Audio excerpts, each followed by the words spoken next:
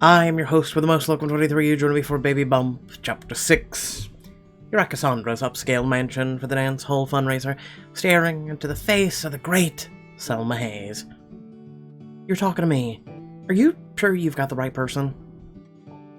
Honey, who else would I be talking to? Besides, I've heard a fair bit about you from, Jen Cassidy? You know my name?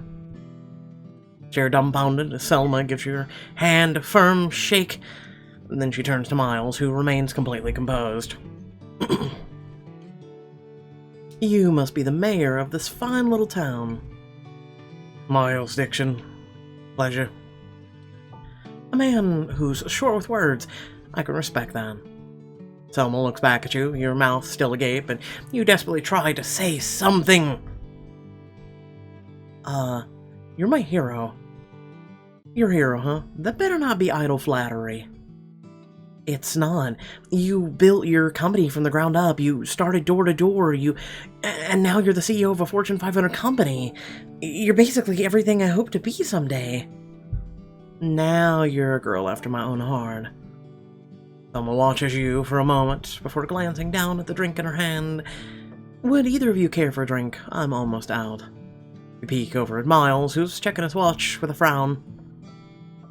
Better stay on my toes. I can't let Miles find out I'm pregnant. Thank you. I'm afraid I can't. Tell me you ain't one of those stuck-up ladies who thinks they're above a little liquor. No, I just meant, being the host and all, I'd better not. But thank you for making time to come out to our little fundraiser. Selma, we really appreciate your support. Hush now. When Clint told me about the brilliant young woman responsible, I figured I ought to meet her myself. Me? Clint told you about me? What did he say? All good things, for the most part. He spoke quite highly of you and said you had a knack for solving problems. I was hoping to put that to the test right now, if you don't mind. Not at all. I'll do anything to spend another minute breathing the same air as you. Desperation. Let's pretend I didn't say that last part. Selma smirks and links her arm with yours. She pulls her phone out and shows you a photo of a realistic-looking cookie with a human face and shoes. Recently, my marketing team pitched me this tap-dancing cookie with the slogan, "So sweet I could eat myself." Now, my dear girl, what would you do to prevent this from becoming a complete disaster? Yeah, I was gonna say, human-like cookie. People don't really find that appetizing when they think of eating themselves. So, why would you eat a human-like cookie? No thank you. So already number one's got me. Change the slogan to sweet enough to share. Have the cookies dance the floss. No, Jesus Christ, if any of you pick it.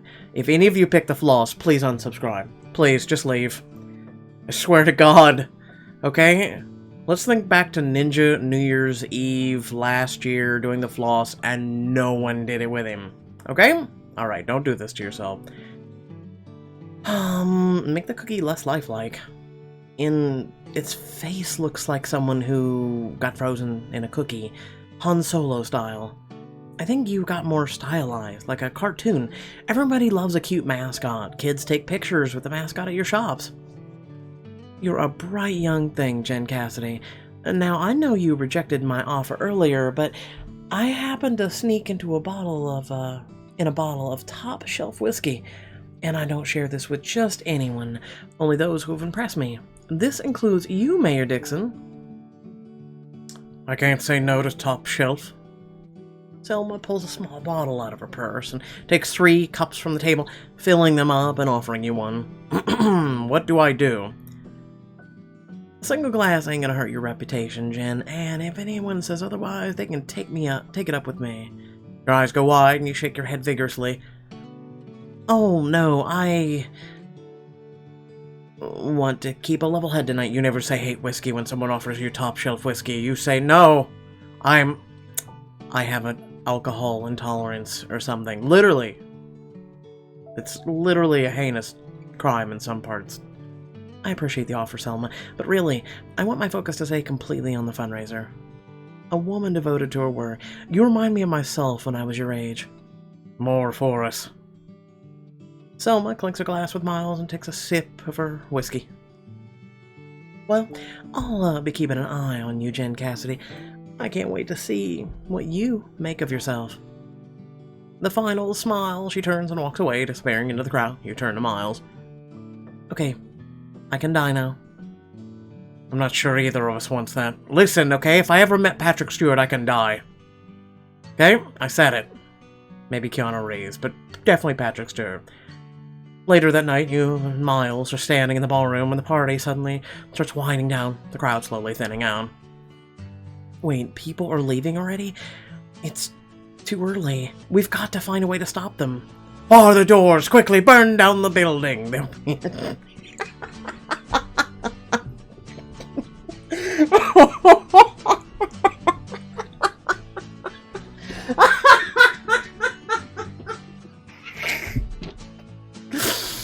Okay, if I didn't get you to laugh as hard, I don't know what to tell you. Or you could let the party be over so we could all go home, myself included. Antisocial sentiments aside, we can rally everyone and pull in more money for the dance hall. Well, these fancy types love to be told how important they are. You could give a speech.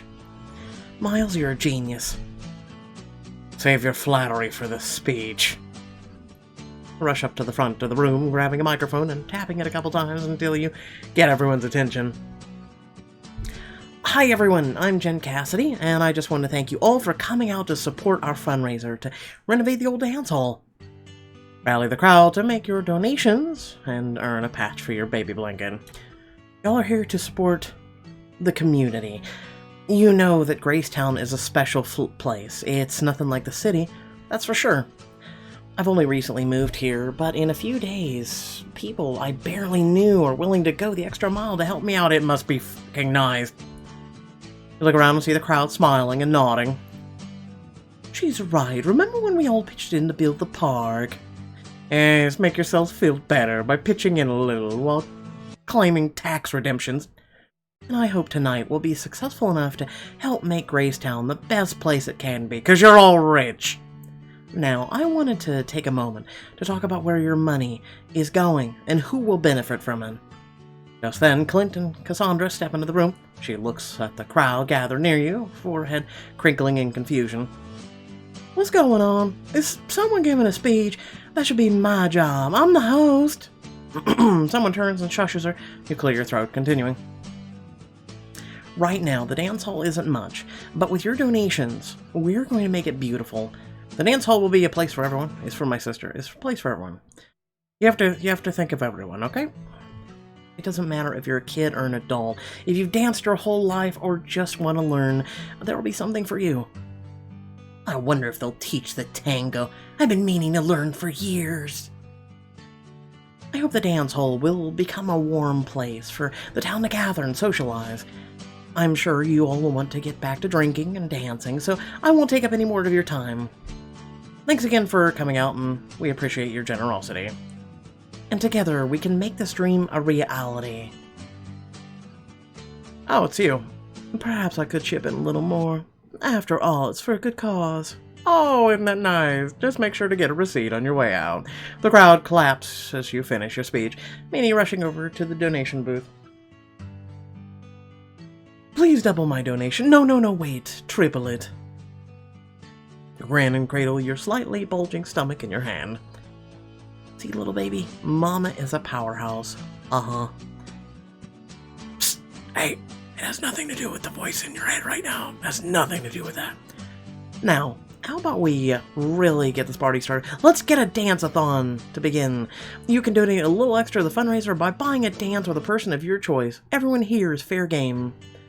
They answer the crowd and spot Clint, Cassandra close behind him. He looks up at you with a wide grin. You heard the woman. Get to donating. Ah, yes, what an excellent idea. Buying dances. I just need to find my wallet. On the other side of the room is Miles, leaning up against the wall, meeting your gaze.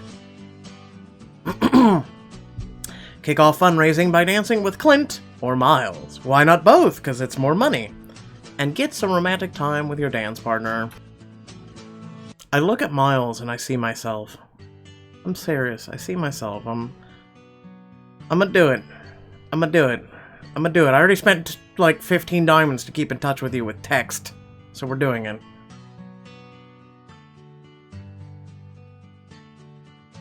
Okay? See Miles as myself. He's one of those people that doesn't like parties, he's very antisocial, introverted, and yet can be like a shield when he needs to be. You pull a $20 bill out of your pocket and wave it in the air. And I'll be the first one to donate. Oh, sorry. Following your example, people begin buying their dances as you make your way through the crowd, until you find Miles. I believe you're my date for the night, and as my date, I'd be remiss of you not to dance with me. Besides, I know you're dying to get some alone time with me. I don't know what you're talking about, but it's for charity, so sure. Charity, right. You take Miles' hand and pull him in on the dance floor. He gently places his hand on your waist, and you rest your free hand on his shoulder. He begins to lead you into a simple waltz, his upper body poised and firm as he guides you across the floor. Miles, what's got you so tense? That's me every day. I'm always tense. Leave me alone. Lightly trail your fingers up into his neck, and he visibly swallows. Gotta make sure I dance right. And these nerves don't have anything to do with your current dance partner? His face flushes, and he narrows his eyes at you. You laugh, dropping your hand back to his shoulder. I'm teasing, but seriously, you've got to let loose. I guess for you, I can try. His posture relaxes to match yours, and the two of you continue your dance. You've done a good job. I can't remember the last time the whole town put their money into one thing. He chuckles. You're a lot different than I first thought. I should say... And what was your first impression of me? We pretty much know he fired you. And what do you think of me now? You're fishing for compliments. Maybe a little, but it's not always easy to read you, you know? I could use some directness. Fine. You're competent, organized, and not afraid to say what you think. Okay, but those are just facts about me. I want to know what you think. Miles goes wide for a moment before he looks away. You're, overwhelming. Keep thinking I've got a handle on you, but you surprise me. You're like a mystery I can't solve. Well, maybe you'll just have to accept that I'm unsolvable. Glide across the dance floor with ease, matching each other step for step. Music slows, turning soft and romantic. You catch Miles' gaze, his eyes surprisingly warm. You let go of his hand so that you can wrap your arms around his neck. Jen, what are you doing? Getting close to you. Is that a problem? He slips his arms around your waist so you're dancing close together, your faces just inches apart. No, just an unexpected delight.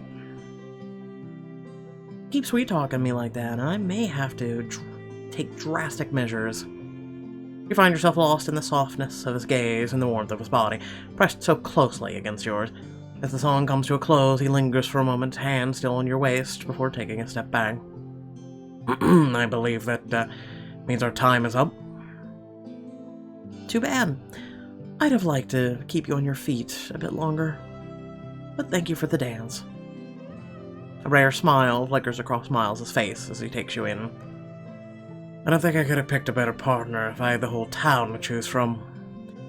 And I don't mean just dancing. Careful there, you might make me swoon. A final look, he turns and makes his way off the dance floor. What? We're both bad at this shit, okay?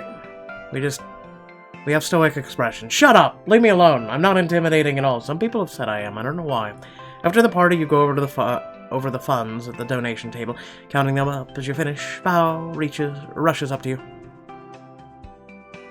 So, how'd we do? Did we raise enough? We raised more than enough. This is more money than I've ever seen in my life. Yep, very professional. You're kidding. We can actually renovate the dance hall. And all that and more. With all this funding, the new dance hall is bound to be the hottest spot in Gracetown. Oh, look at that. That's adorable. Oh, this shit goes up to chapter 16. I have to become Witcher.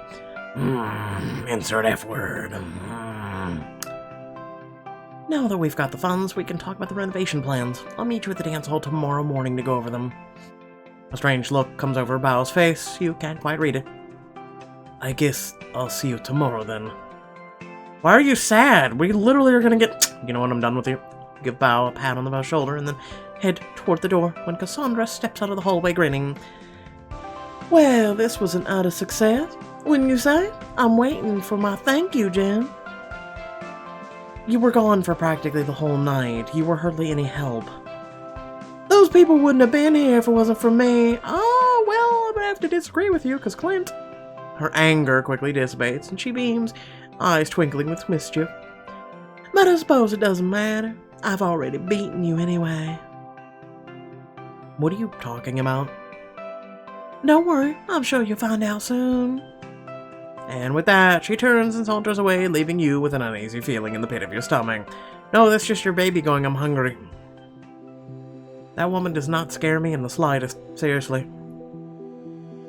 The next morning, you meet Bao at the dance hall to go over the renovation plans.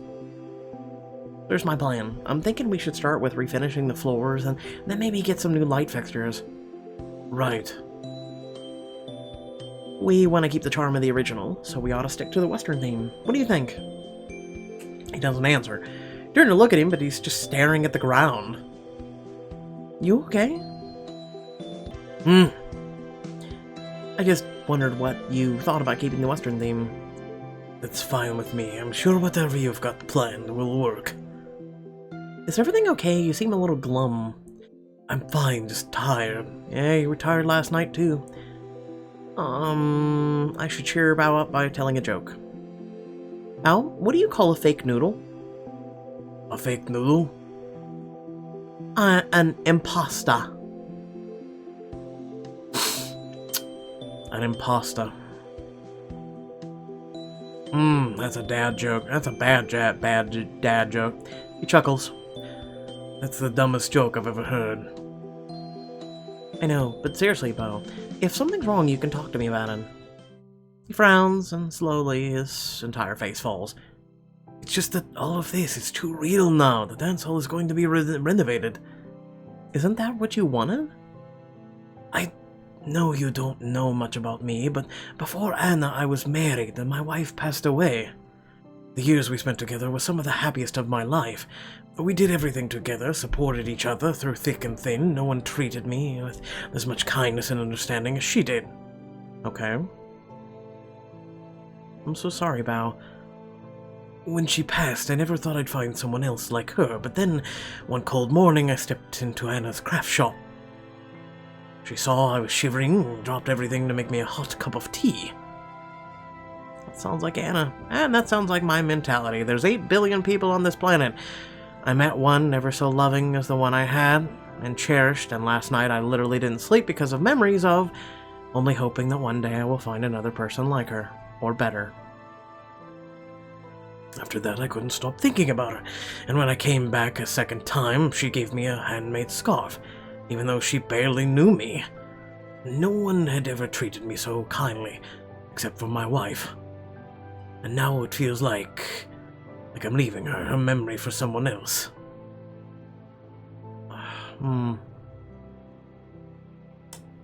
Oof. People, so I was asked this recently, and this is how I'll answer before choosing. People can't believe how you can love someone so much to call them a soulmate, and then lose them. And then people ask, how can you ever find another? And you hope, you pray, you whatever, But if you find another, your heart is big enough to love more than one specific person. It's like going, who's your favorite kid? All of you are. It's you can't have a favorite. You can't. Everyone is uniquely different. One may be a redhead, one may be brunette, one may be blonde. Just simple things like that make you completely different than another person that you've loved. So, yeah. Just saying, you can love more than one person in your life. It's okay.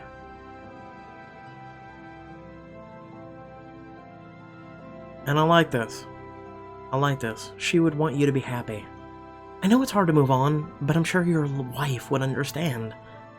If she loved you, she wouldn't want you to be sad and alone for the rest of your life. She'd want you to be loved and to find happiness. I just feel weak. And you are going to, sir. Trust me. Carrying on without her, putting yourself out there and building a new life with someone else, that's strength if I've ever seen it. You give his shoulder a soft squeeze and he looks up at you. It's normal to feel conflicted. This isn't something that gets better overnight. Healing takes time, and some things don't heal completely. But I think you've already started in the right direction.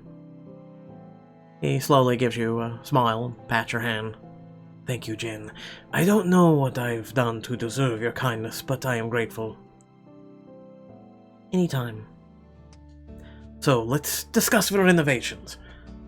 Alright, I'm thinking we target the 4th of July festival for the opening. Anna says it's Gracetown's biggest event. It gives me time to do something special for her. It doesn't feel quite enough to just dedicate this place to her. She's always making stuff for me, so I want to make something for her, for once. Something we could put up in the dance hall. I love that idea. What were you thinking? The other day, she showed me one who puts nails in a wall and weaved yarn between the nails to make art.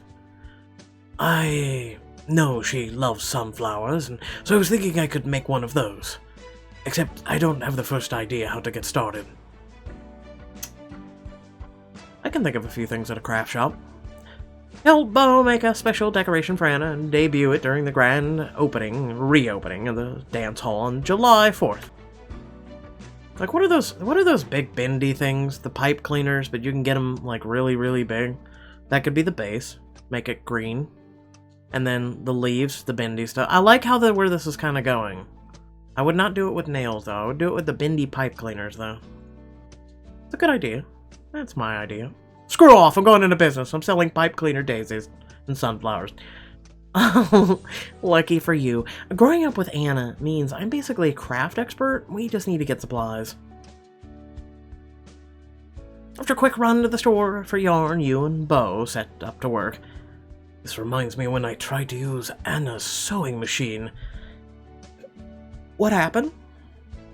I was running my pants through it and the needle poked right in through the finger and stitched my pants to it. Oof. That's horrible. It was, but it was kind of funny actually now. And it drove me straight to the ER, and even while she was panicking, she sang along with the radio. She kept telling me that Taylor Swift was keeping her from focusing on all the blood. When we got to the hospital, the nurses asked if she was my wife, and she actually said she was. She was so embarrassed. Oh my god. How did that make you feel? Actually, it was the first time I realized I wanted to start a life with her. She said she was my wife. I thought, that sounds nice. Plus, she was so embarrassed I couldn't help but fall for her even more. Aww, that sounds adorable. She actually took to calling the little hole in my finger the Anna mark. Stop it. You two are so cute. I actually want to throw up. And then she starts randomly puking because they're a child. He takes a yellow piece of the yarn and starts to weave it between the nails on a piece of wood, slowly making an intricate pattern. There you go. You're getting the hang of it. All thanks to you. Over the next half hour, you help Bo as he weaves the yarn into a beautiful sunflower. I'm actually kind of curious how they did that. Like, I mean, it kind of looks like it, but then it kind of doesn't, you know what I'm saying? Like, it just... And then also, how do you get the brown that way? Like, I've seen Ojo Deos made, and like, those are yarn on sticks, but... interesting. She's gonna love this. I can't wait for her to see it on the big day. Neither can I. Just then, your phone buzzes in your pocket, you pick it up, and are greeted by the sound of Miles' aggravated voice. Jen, I need you to get down to the office now. What's the matter? Something happened? I'll explain when you get here. Or you can respond, you hear Miles arguing with someone, his voice muffled, and then the line goes dead. Oh, I've gotta go. I'll catch up with you later. Oh, okay, I'll make sure to lock up when you leave. You hurry through the town to Miles' office, and once you get inside, he's got his head in his hands while the phone rings incessantly. Miles, what's going on? I've tried everything, but they aren't budging. Who isn't budging? What are you talking about? The city council, they just voted to oust you. What? What? To oust me for what? Someone shared a photo of on their gossip site of Cassandra and Clint at the party, kissing. What does that have to do with anything? Miles holds up his phone, showing the website, where front and center is a picture of Cassandra passionately kissing Clint. No, I can't believe it. But what does this have to do with me? They're insinuating you're the other woman trying to break apart their happy engagement. We've been flooded with calls demanding your resignation, and the city council agreed with them. But what does that mean? Am I fired? Not technically. Due to regulations, the vote won't go into effect for a couple weeks, but after that, you're out of a job. I wish I could do more, but my hands are tied. What?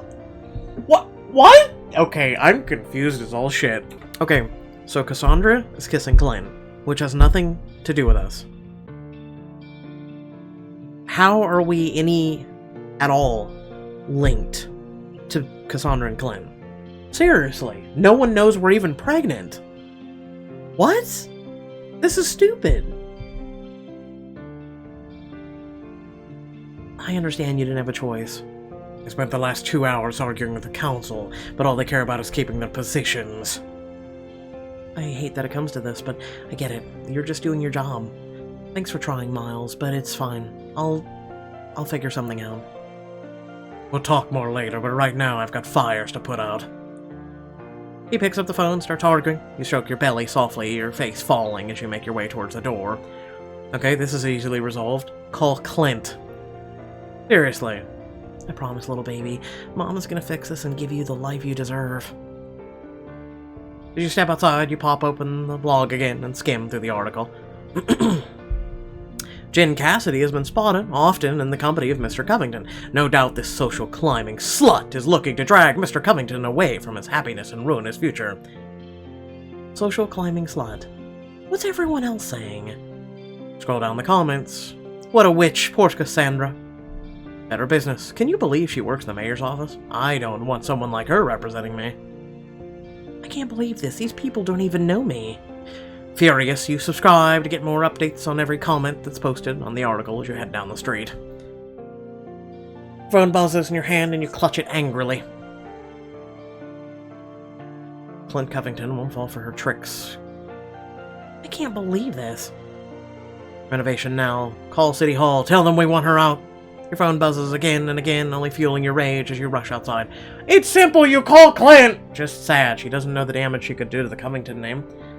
You get in the car, your phone buzzing constantly. You toss it onto the seat next to you. Hey, you subscribed. Clint deserves better than some gold-digging tramp. I'm gonna kill him. I mean, I get it, you're blaming Clint, but you barely remember the drive to Clint's, but your phone buzzes the whole way. You storm up to the door, banging on it. Clint opens it, standing there wide-eyed. Oh, thank God. I've been calling you for the last hour, or half an hour, but you didn't pick up. I think you know damn well why I didn't pick up. Jen, Look. Just tell me what happened. I promise you this is a complete misunderstanding. I'd never do that to you. Then explain yourself. Why were you kissing her? Why was there even a photo? He runs a frustrated hand down his face. It was getting real late. I told Cassandra it was time for me to head home. She stopped me and said she wanted to talk about us. She had a real urgency about her. I politely told her I had a nice night, but sorry, I still was not interested. Then she pressed me against the wall and kissed me. I pushed her away, but evidently someone was waiting for a photo. That's what she meant when she told me she'd won. I knew she had a plan. I just don't know how she'd stoop this low. I swear I didn't want it, and I did everything to stop it. See, most women are going to be like, choosing the other option, where you don't want to hear it. Remember, guys can be taken advantage of too. I know, every woman thinks a guy is supposed to be this tough, invulnerable guy, but hey, I hate to take this, or hate to point this out, we're taken advantage of too. I'm just saying. You know, in case this is news to you, I know you're shocked, I'll give you a moment. I know, I'm not mad at you, I'm mad at her. Well, it's confusing because you're yelling. Well, I know! What am I supposed to do? I don't know. Calm down, both of you need to just get in touch with the city hall and council, sit down, have a meeting, talk to them about it. He looks around, his eyes fall on an empty glass bottle near the door, he grabs it. Why don't you throw this? He shoves the bottle in your hand and gestures to the driveway. What? Why? I'd rather throw it at Cassandra. Not thinking you hurl the bottle at the ground, or it smashes into a million pieces. Ah, feel better? Stand there, panting, the anger diffusing from you. No, that's not how this works. Actually, yes, I just needed to smash something. Yep, that's what works. No, it doesn't. Shut up. I'm sorry for snapping at you, but I'm gonna lose my job over this. How can I be a good mother to our baby if I'm not earning an income? I know I'll always be there to support you both. That's not the point! I want to provide for our child, and now I can't. I'm so sorry, Jen. Clint reaches over and tucks a strand of hair behind your ear. He takes your hand, giving it a squeeze. What you need right now is a place to relax and let all the stress go. It can't be good for you or the baby. I propose an afternoon of pampering, a couple hours where everything is just about you and what makes you feel good. This is how rich people solve their problems. Us, we have to deal with our problems before we allow ourselves to take a moment to breathe. I like the sound of that, but I don't know if I can handle going anywhere in public just yet. Well, then I recommend a spa, Covington. It features a luxurious bathtub soak, bubbles included. Plus, I highly recommend the massage. So what, you've got like a private masseuse on site? Rich people problems, told you. No, but I've been told I've got magic touch. You sure you aren't just trying to get me out of my clothes? Again. That's admittedly a convenient perk. Escape the troubles of the world and enjoy a romantic and soothing afternoon with Clint. Rich people problems. Sounds perfect. No, it doesn't actually. I'd rather get my job back. Clint leads you through the house and upstairs to a massive bathroom with a large, sparkling bathtub tucked in the corner. That's pretty, but I still don't have a job and everyone's calling me everything in the world. Oh my god, I'm pretty sure I could live in here. Well, you should see the bedrooms. I've got at least one you'd prefer to this. It's significantly softer. And would that bedroom happen to be yours? If you want it to be. Clint turns the water on in the bath, letting it get warm before plugging the tub, so it slowly fills. As he turns back to you, he gives you a charming smile. You're not planning to take a bath in your clothes, are you? I knew you had ulterior motives. You get undressed, but as you turn around, you find Clint unbuttoning a shirt and laying it on top of a suit jacket on the counter. He takes you in, his gaze heated as it wanders down your body, and he visibly swallows. You planning to join me, then? I want my full attention on you, not my clothes. Smooth, Pixelberry, smooth. About as smooth as a 2-year-old proposing to an 80. Clint gestures at a chair, and you sit down. He kneels in front of you and gently begins to massage the soles of your feet. As he digs his thumb into your arch, you jolt from the sudden burst of pain. Oh my god, that hurts, but it feels... Just let me work out the tension. As he continues to rub your feet, you slowly feel your body melt into the chair. How do you deal with a lot of stress? More lately due to certain news. Yeah, finding out you're gonna be a father has gotta take, the cake on stress levels. It's not that. I mean, of course I'm nervous to have a kid, but I'm also excited. I'm more concerned with you getting hurt. After everything Cassandra's done to make your life hell, I can't help but feel responsible. That's because you are. In a way. Clint, through all this, you're the only reason I haven't completely lost it. He smiles as he continues the massage, his calloused hands surprisingly gentle as they brush over your feet. You sink into your seat with a sigh. But as you sit in silence, your thoughts begin to swarm. I just don't get why Cassandra would do all this. I mean, I get she hates me, but ruining someone's life over... Clint gives your foot a rough squeeze, and you jolt as his thumb digs into a tender spot.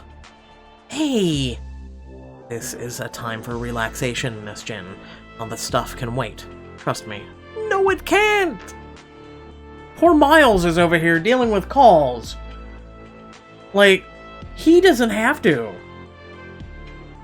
We have to deal with the fallout. You get to continue being a rich, pompous a-hole. You should be making calls of your own. Then you'd better distract me. Well, your wish is my command. Clint returns to massaging your feet, moving up to your ankles, soothing every sore spot. Every time you wince, he softens his touch. Any other aches and pains I can help you with? My shoulders. Pretty sure I carried way too many heavy boxes at the fundraiser last night. What would you prefer? More of this foot massage, or shall I move to your shoulders? Move to my shoulders, Mr. Covington. And then I'll need you to come down here. You get up from your chair and situate yourself in Clint's lap, his bare chest pressing against your back. He brushes your hair out of the way and begins kneading your stiff muscles. His hands are warm and soothing as he works the tension out. Oh, that's perfect. You know, usually I have to work a little harder to get woman in my arms to make sounds like that. You lightly slap his thigh and he laughs, the sound reverberating through your body. Keep that up and you'll be lucky if you get to hear those sounds again. Clint gets up and grabs a bottle, pouring soap into the bath, or into the tub until the water fills with the bubbles, and lavender reaches your nose. It hasn't filled by now, seriously. He lights a few candles, filling the room with a soft, romantic light. Mood lighting, too. Is this where I'm supposed to swoon? Maybe wait until after the bath. Wouldn't want you to drown. He offers you his hand, which you take as you step into the tub. The water is warm, and you sink into the bubbles with a soft sigh. I tried not to make it too hot because of your condition. What attentive service. Clint kneels beside the bathtub and gently starts to massage your scalp. Working the soap into your hair, you bask in the attention, letting your head rest in his hands. Okay, Mr. Covington, you're seriously spoiling me here. It's only what you deserve, Miss Jen. His fingers slow down, tenderly brushing over your skin. You crack open an eye to see his expression full. Especially given all the trouble I've caused you lately. This is the least I can do to make up for it. Hey, come here for a second. Clint quirks an eyebrow at you, but shifts around, leaning or within arm's reach, and you grin. Give him a beard bubble. Why not? For bubble beard. Grab a handful of bubbles and slather them over Clint's chin. You've got a little something on your face. I wanted to help you. You're lucky I trust you, even after that obvious betrayal. You brush the bubbles away from his chin, the stubble of his beard rough against your palm. There's the handsome face we know and love. Let's get you out of that tub before you turn into a prune. You drain the water, quickly rinse off before Clint offers you his hand again. He wraps you in a towel as you step out of the bathtub. You find yourself standing close together, his chest pressed against yours. His gaze lingers on your lips. You lean up to capture his lips, and the two of you melt against each other. He slides his hand around the back of your neck as he deepens the kiss, the warmth of his body seeping into yours. Jen. Too much? You smirk as you kiss the corner of his mouth, and then up to his ear, letting your breath ghost over his skin. He drags you into another kiss, all passionate and desire. You nip playfully at his lower lip, and he groans. Not enough. He ducks his head to kiss at your neck, each touch sparking the pleasure that courses through your body. You clutch your shoulders, feeling the taut muscle beneath your hands. You gasp and throw your head back as he drags his teeth over your pulse point. Definitely not. You take a step towards Clint, trying to get closer, when you step on a puddle on the floor and slip. He catches you in his arms, his grip firm. The two of you lock eyes for a moment before he lets you go. Come on, let's get you dried off. He kisses the side of your head and grabs another towel to help wipe the remaining water from your skin. His touch is gentle and warm. I'll let you get dressed. Be back in a moment. He gives you a wink before disappearing. You pull your clothes back on just in time for him to return fully dressed with a glass full of lemonade. You eagerly accept taking a sip. I figured you could use something sweet. I don't know, being treated to a personal spa day was already pretty sweet. I could get used to this kind of treatment. Rich people problems. My door's always open. You and Clint head back downstairs, but as you step outside, you catch his hand. I just wanted to say, I'm sorry for not trusting you earlier, and for yelling. You don't need to apologize, Jen. I understand where you were coming from. Hell, I might have done the same thing in your shoes. Still, our baby's gonna have a great father. Some days, it doesn't feel like it. Clint, you're a sweet, compassionate guy who always goes the extra mile. That sounds like a perfect dad to me. Thank you, Jen. That means a lot. And I promise I'll do whatever it takes to get you back on your feet. I've already came up with the goddamn solution. Me and you schedule a meeting with the council. We also schedule a meeting with reporters, since apparently this is where this is going, for a gossip blog. We also contact someone from the gossip blog, everyone sits in a room, and we set the record straight. Thus, Cassandra is completely irrelevant for the rest of our lives. Have a great day! No, okay, that's too simple. I'm sorry, I'm not Pixelberry. Keep up these pampering days, and you'll be well on your way. Just then your phone buzzes again. You shove it in your pocket with a sigh. Aren't you gonna check them? It's probably just the blog again, or even worse, the press. Or your sister panicking because she's just seen the blog and is worried about you. I hate that you might be right. The sigh, you pick up your phone. Hello, Jen Cassidy here. Hello, Jen, it's Selma. Would you be interested in helping me with some up-and-coming ad campaigns? I know you're busy with your work, but I just don't trust the dodo brains I've got on the staff right now. Actually, I'm about to be a lot less busy. Something's come up that's going to cost me my job. This is where you do not discuss this with people! Jesus Christ, you don't discuss this with a possible future employee! I'm just saying! Really, that's unfortunate. Looks like I called at the right time then. Screw a phone call. Why don't you come visit me in my home and we can figure out your future?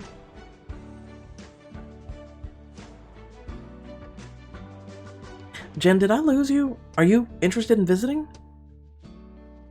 I'm sorry, I thought I said hell yes, but, I mean, no, hell, I'm just a professional yes. I'd love to come visit you. Can you turn things around now that your reputation is ruined? Is it really ruined, though? Find out in the next chapter, baby bum. This book is fucking stupid. I'm sorry, this is not how shit works in the real life. So if someone comes after you, like this, which, one, who in the hell posted? Okay, let's just say for a moment it was her. It was Cassandra going, you know, hey, you know, this Jen chick has been really hanging out with Mr. Covington, which... then wouldn't people judge Mr. Covington's character? I could be wrong. Correct me if I'm wrong, but if Mr. Covington's this really sweet, compassionate guy, he's smart, he's the CEO of his own company, you know, imagine, for just a moment, imagine, in a world that we live in, would you give a shit? No. No, you wouldn't. Like, most people don't. But, shh, it's okay. So... people would be like, oh, come on, you know, Mr. Covington would never do that to Cassandra and, you know, all this crap. And they would judge him on his character. Right? Again, I could be wrong. I don't know. I just feel like this is a desperate reach and grab by Pixelberry to cause drama when there could literally be other drama. I'm going to go ahead and help you, okay? I'm going to go ahead and help you. Here we go. I'm going to break it down in 15 seconds or less, okay? We could have pain in our stomach. We could possibly develop complications. It happens all the time. We could be dealing with actual, real mother issues most women deal with. as future mommies that are worried about their children, are worried about their babies, are worried about their health, are worried about things, are worried about their job. This is a catch grab, is what they call it. It's oh my god, I hope you feel for this lady, which I hate to break this to you, I don't feel anything for her, because I've been in her position where people have tried to ruin my reputation based off of complete gossip, and then I'm just like, yo, isn't me, prove it, give some facts, give some shit, because that's how the real world works, okay? Like, people that actually are around you, if you surround yourself with the right people, they typically will want facts, they will want proof, and yeah, if you're sitting there going, well, Locum's, he's just this or that, okay, where's the proof? Well, I don't have any proof, but you just know it. You know what you did. I've been there. I literally was there for 2 years. And finally, I was like, you know what? I'm done with this. I'm done with this crap. I'm really done with it. You haven't submitted a screenshot. You haven't submitted a text file. You haven't submitted a audio file saying I am what you're claiming me. And finally, people just started seeing through it. And they were like, okay, we've had 2 years of this shit, people. There ain't one single scratch of proof. No one's gone to court. No one's known, you can't really go to court for it. But, you get my point. It's just, this is stupid. This story is stupid. There's so many things of potential, actual, like, engaging with your audience, which, let's be honest, the mass majority of an audience for this book, for this app, is female, right? Like, I'm not an idiot. Like, I've been in the gaming industry for longer than most people at Pixelberry probably been born, let alone in the gaming industry themselves. Like, come on, you gotta attach with your audience, man. You gotta attach with your audience. Talk about all the single mothers out there in the world that are struggling. Maybe give Clint, I mean, we've already got him being Mr. Nice Guy, but maybe give him kind of like a questioning, is this really worth it? Maybe we had a mistake. Attach some actual real drama to it, okay? That's all I'm saying. This shit with Cassandra, it's not real drama. It's complete and utter crap. It's literally that. It's complete and utter crap. Like, already we've got a kumbaya. Within the one chapter, we've already got a kumbaya. Hey, come work with your hero. Like, oh, Jesus. I just don't even know what to say. And hey, you know what? Maybe this was all orchestrated by Clint in the first place, because you got real close with Miles last night. Oh, see? You could have more drama. But Pixelberry is above this cash quick grabs. That's all they're about. Anyway, I thought I would give this a little rant. I didn't think it would turn into a lengthy rant, but we haven't done a recap in a very, very long time. And this just, I don't know. I feel like when I was doing recaps, Pixelberry was at least doing better. Maybe they were sitting there listening to recaps and things that I would give them, and maybe they would sit there without giving me credit, which would have been nice, but, just being like, yo, we listened to feedback this week from fans, as well as, a few content creators, and we're gonna, look forward to changes in there in the future. Like, I feel like ever since I stopped doing weekly recaps, I'm not saying I was a door prop, but I was a door prop, and I was helping Pixelberry, and I feel like ever since, they just don't know what to do, because I don't do rants, and something tells me they don't sit through my videos either. So, I don't know. We just haven't done a recap in a very long time. I feel like I should do one. Just to do one. Maybe set the ship right? I don't know, because I don't want to put myself on a pedestal and say, hey, I think I was helping Pixelberry actually make good shit. But I'm putting myself on the bottom of the pedestal, looking up, going, hey, maybe I was once up there when I was helping them. I don't know. That's how I feel. Anyway, that's my opinion. I'm sticking with it. Thanks for watching. You know what to do. Catch you all later. Peace.